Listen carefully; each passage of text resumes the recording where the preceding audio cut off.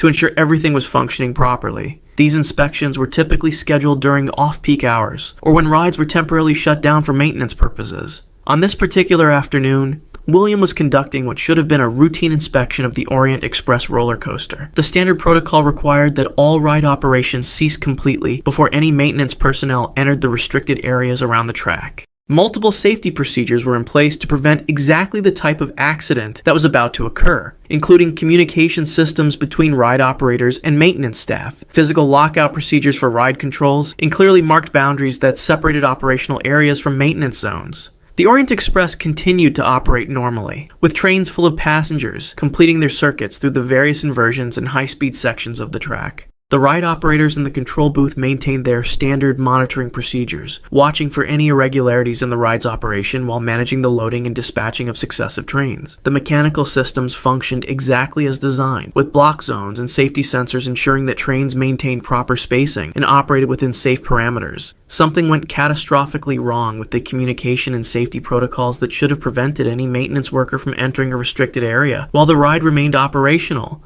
Williams somehow gained access to an area immediately adjacent to the active roller coaster track, placing himself directly in the path of the speeding trains. Whether this was due to a breakdown in communication between departments, inadequate training on safety procedures, or a momentary lapse in judgment, the result was the same. As one of the Orient Express trains rounded a curve at full operational speed, it struck William with tremendous force. The impact was instantly fatal, causing severe trauma that resulted in his decapitation. The passengers on the train experienced the horrific shock of witnessing this tragic accident, while the ride operators immediately initiated emergency shutdown procedures upon realizing what had occurred. The train was brought to a stop as quickly as the safety systems allowed, and emergency services were summoned to the scene. The immediate aftermath of the accident sent shockwaves throughout the amusement park industry. Worlds of Fun permanently closed the Orient Express and conducted a comprehensive review of all safety procedures and training protocols. The investigation revealed critical failures in the communication systems and safety procedures that should have prevented any maintenance worker from accessing restricted areas during ride operation.